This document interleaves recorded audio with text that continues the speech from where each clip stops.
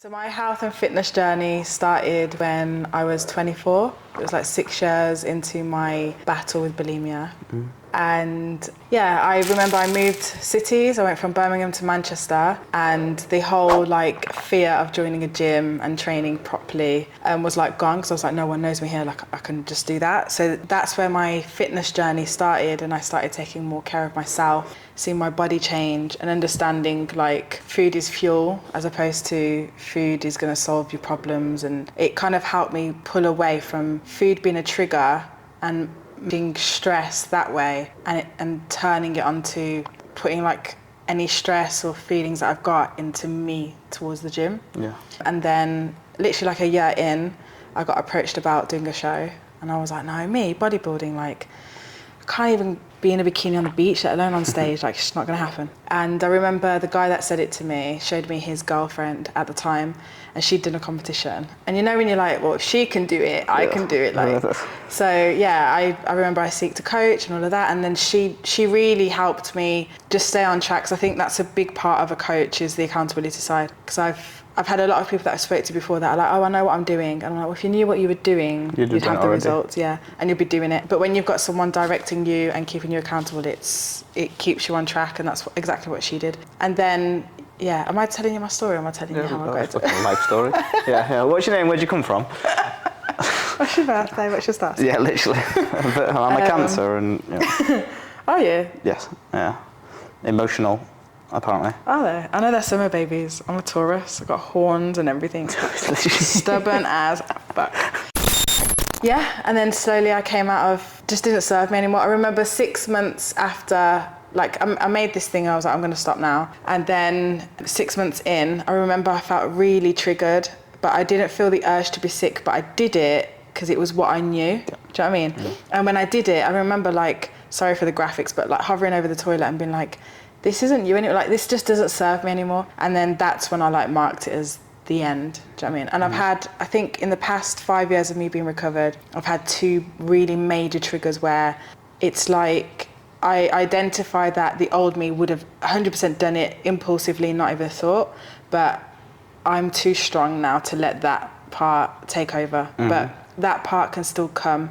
And I think that helped me understand as well in directing clients that struggle with like emotional eating or binging or purging or anything like that. It's about kind of disconnecting from that part of you and understanding that that part of you no longer serves who you currently are now, and being more, I think just more in control. I think when you can understand that you're in control, I think you're powerful, because nothing can get in the way. Things will happen, but you won't allow them to get in the way. Yeah. Do you know what I mean? Yeah, because there's times of where when you feel not in control, uncontrollable, because they've been like that in the past, you almost think that's what it's going to be like in the future. So it's almost like that self-fulfilling prophecy where you weren't in control the first time, legitimately maybe, because it's a new experience, new sequence, but then self-fulfilling prophecy is that if you don't feel in control, then you're not going to be in control. Yeah. So then what made you then make that transition from shows into coaching? Because obviously you've got an extensive background in different jobs, right? Yeah, so my career started in hospitality, just by default fell into it in a gap year.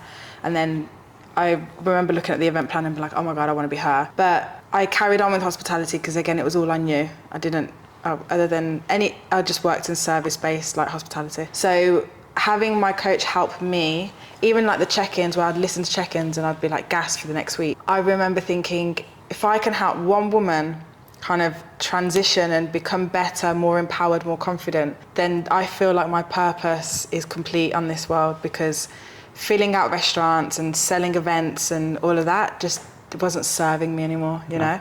So I was like, I want to be able to do, I just felt like I found my purpose through that coach. Yeah. So yeah, and I remember being like, okay, how do I make it happen? What have I got to learn, etc. But for me, the first step was I wanted to be a coach, like towards the back end of me kind of overcoming bulimia, but I knew I couldn't until I was okay. I can't help unless I help myself, do you know? Coaching, I think it's hard. Like the way I coach is I'm helping a lot of people through a lot of challenges and problems, and just the bulimic me wouldn't have been able to help you because I can't help myself. And also I think their issues may have triggered me in some way because I get very involved and I care. I'm not like a heartless. So, yeah. I feel the same too. Like the first couple of years of my coaching was still, I did the opposite. I was PTing from when I came out the womb, like, and literally was always doing something towards like exercise, fitness. And every time a client would do something that I've done previously, I'd get so wound up, and I'd take it out on them. But actually, it was just me getting triggered because that person did what I did, and I hadn't solved it myself. I'd still getting triggered by someone else doing the same thing. Yeah. And it's only when like I don't have any problems anymore, like the 10 years of yo-yo dieting is gone, I literally coach with like level head all of the time. So like for the first 10 years I was you detach, don't you? You see it for what it is, and how the coach comes in, it's not emotional because you're detached. Can we ask this? What started you into yo-yo dieting? Do you know? Yeah, so with the history of the knee, I basically had loads of surgeries when I was younger, 6 all the way to 16. And during that time period, like maybe about 14, 15, I went on my first diet and I did like the 4-Hour Body by Tim Ferriss. It's a book that it's young, you know, to do a diet. Yeah, I know, yeah. But I got the book, I think it was 16 actually, so I'd just gone to college, it was 16 actually. And so I'd just gone to college, the guy who was the lecturer was reading that book, and I was like, oh, what's that book? And I was like dead enthusiastic, so I just got the book. And the book was crazy, because the book is like how to drop like 30 pounds in a week, how to give women multiple orgasms, and how to hold your breath under the water for... So I got in a situation where the diet was very much 600 calories during the week, protein, veggies only. It was modified PSMF, protein sparing modified fasting, basically protein and veggies all week, 6 days a week. Sounds awful. And the fact that book's allowed to be out there, by the way. Yeah, because it was read by Tim Ferriss. He was using it as an experiment. He did it in the book, and he shows you what he ate and these foods, and these are the foods that he ate at this part. And it was one day where you could have as much as you want to refill your glycogen. And I just remember it, over a 5 to 6 week period, I dropped like 15 kilos. 5'5", extra large t-shirt. I looked like 50 Cent when 50 Cent used to wear the white t-shirts all the way down to his knees. Yeah. But that wasn't a choice, that was because I couldn't fit any t-shirts in the upper body. I always had to get the length. I literally used to wear a snapback and do-rag as well, but that's a different story for a different question. I did this diet, and every single week I'd do the diet, and every single week the Sunday, which was the eating, would get more. So it started with getting excited about a pizza. Then a week after that, I'd still drop 2-3 pounds or kilos, and then I'd be like, all right, let me add a burger and some biscuits on top. And then by the 6th week, I'd ate so much on the Sunday that I'd nullified all of this stuff. Yeah. And I remember the one time where I was like, I've got a problem, which was sitting at my girlfriend's house at the time. I'd gone to the shop the night before to preempt the day of like eating. And I remember waking up and reaching over her in bed, grabbing 5 almond croissants, eating them in bed at 6 a.m. in the morning because I woke up early to eat, then polished them off, ate a full chocolate cake whilst in bed, then had 4 meals in the daytime, and then by the end of the day I was like, that was too much. And then after that the problem started, because then I didn't want to go back on diet on Monday. So then I just started that yo-yo of being like, I'd gone too aggressive and I'd gone too far with the over-exhaustion of food. And then it was just like a rapid thing of like, I didn't know what else to do because I didn't have a diet before, I didn't have a structure, I didn't have any food sources. I just had me eating normally an 85 kilo dude, which was not very great anyway. And I just had the fast fat loss. So I was just flipping between whatever, fast fat loss. And then I just couldn't do it. That started the whole sequence. Yeah, I think it's important to understand what started it.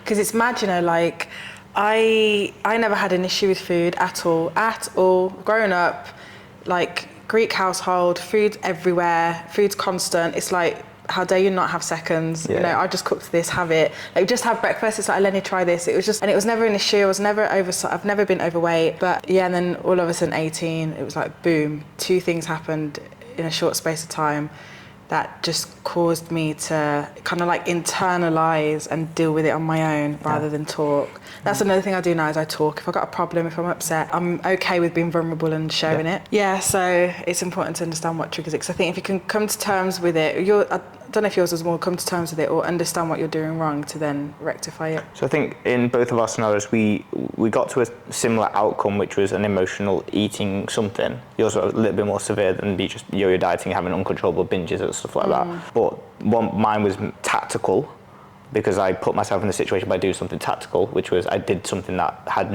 massive ramifications, whereas yours was something happened, needed to cope, right? Yeah. So they both got us to but they both come from different variations. Yeah. And I think they often flip as well. Like you could start as something that's emotional and then carry it on by having shit diet or shit structure. Yeah. And then equally, if I started mine, which I did, mine went from poor dieting choice to not having anything else, to then having lots of pain with my knee to uncontrollable binging because of the pain, waking up in the middle of the night, finding myself. It's kind of like feeling sorry for yourself almost, or self-sabotage because of certain situations. Yeah. Whereas mine was more like, how can I put it? Anything that would, like, I remember once I organised to go for dinner with a friend and she cancelled on me last minute. And I was like, oh my God, like, I'd planned what I was going to eat. Now I don't know what I'm going to eat. And I lost my head. And I remember binging. It would be something simple like that I used to work in my dad's fish shop. And I remember I was going through a hard time, like, with an ex. And my sister came to, like, see me. And while I was talking to her, I had a piece of Kentucky Fried Chicken. And because I mindlessly ate it and I realised that I was just eating, not thinking, I then went toilet and, like, purged it. I used to, anything to get me to purge, because that was the satisfaction for me. That chasing that feeling of, like... It was almost like, just like harm. And it was like, that's what I could control. Really weird. Do you remember the first time? Yeah. So my dad's birthday is on January 1st, so every New Year's would have a party. And one of the things that was traumatic for me was my parents' divorce. And I feel like that sounds pathetic, because some people might be like, cool, your parents' divorce, like, get over it. But for me, it was like I had a really close-knit family, and, like, I just found out a lot about my family that was like, it did like a 360. And we were at my dad's party. We had a birthday party, like New Year's birthday party, and there was food everywhere, and my parents were at the rocky stage of divorcing. And I just remember eating, feeling really uncomfortable, and being like, I just want to be sick. But I didn't eat so much to be sick. I just ate, and then I was like, do you know what, I want to get this out. And then I remember contemplating it, and I kept telling myself, like, don't do it. And I was like, and it was almost like I wanted to go against myself and be like, no, do it and see. And then it literally, imagine that was January 1st. And then 3 months in, I was like, this isn't normal. Like, I'm eating and being sick. It's just, I swear this isn't normal. And then I remember Googling it, and I ticked every single symptom of bulimia. And I was like, oh my God, I'm bulimic. And I went to the doctors, and they were like, yeah, like, you know, you are. Like, we need to sort this out. Tried so many different methods. And it was just a journey of 9 years of recovering. But it was more the later stage where the coach came in and helped. But even like throughout that, I would always try and prep meals and try, you know, be mindful and not overdo things. But anything that would upset me, it would trigger, and then that was it. It's the habit. It was the habit for me, not so much, I would say, knowledge, but also I guess my relationship with food. Because for me, it was like, I almost wished I was alcoholic, because I was like, I don't need alcohol to survive. Although an addict will say they do, but they don't. Whereas food, I was like, I genuinely need to eat to be alive. Like, but I can't handle the relationship. And it's weird, like, I used to have this obsession with peanut butter. So, like, in my office, there'll be a peanut butter jar in the drawer. At home, there'll be peanut butter. And I used to feel like I couldn't think without, like, knowing it was in the house. And do you know what I mean? I'd have to go and eat it, and I'd pick at it, and then I'd realise how much of it I ate. And then, like, you'd manipulate foods that you eat because you know what comes out easier and what doesn't. So, like, peanut butter's awful for being sick because it gets stuck. Like, it's mad how you work around things to be able to do it. But yeah, it was horrible. Then when you came along and decided to be a coach, like, what's generally important to you from a coaching perspective? Like, what do you get the most fulfillment from? Like, what's your identity as, like, a coach? I'd like to think it comes from more of an empowering part. So I think a lot of people don't believe in themselves and don't think they're capable. And when I speak to a lot of women that want to join, it's very much that they have very humble goals, and it's like, oh, I just want to feel good, or oh, I just want to lose a few pounds. And it's like, if they could see their potential, they would strive for the stars, but they don't, and they almost are fearing failure. So I feel like it's my responsibility to help them see what their potential is and how good they can feel. Because I think the problem is you go so long feeling uncomfortable, but you'd rather sit being uncomfortable. When I say uncomfortable, I'm talking things like getting ready for work, feeling like shit, but just running with it, because it's like you're not going to solve your problems in a day, so you just carry on being uncomfortable. Things like going to sit down at your desk and you have to pull your trousers up over your belly. Things like going over a speed bump and feeling your belly jiggle, like all of these things. Yeah. Like, these are things that you're like, oh shit, like, oh, somewhere a holiday's coming up and I'm trying to do 7-day quick diet thing. Whereas now a holiday comes up, I've got no problem. Like, off season, I'm prep, I'll strip off, I'm confident and I'm comfortable. And it's not to say that I don't feel like I need improvements on my physique. It's just that I'm comfortable with the stages that I'm at and in who I am and what I'm about and where I'm going and all of that. So for me, it's helping women kind of see the bigger picture and when I can set that pathway to them getting there and hold them accountable and support them, be like their number one fan, all of that self-belief starts to come out, and then it's like they trust in me and slowly start to see the rewards. And as those rewards come, they're like, okay, oh my God, like she's not just hot air, like what she's saying is true, it's happening. And it's amazing to see, like there's one client I've got who's absolutely crushing it, and she's gone from literally on the sales call, she was like, Eleni, I can't go to the gym, I'm too shy, it's been years, blah, blah. And so I was like, listen, let's join you, we'll book a date to go gym together while I'm here, and we'll get you into the gym. So I started her off in like just like circuit training, but like in the corner of the gym, so she's still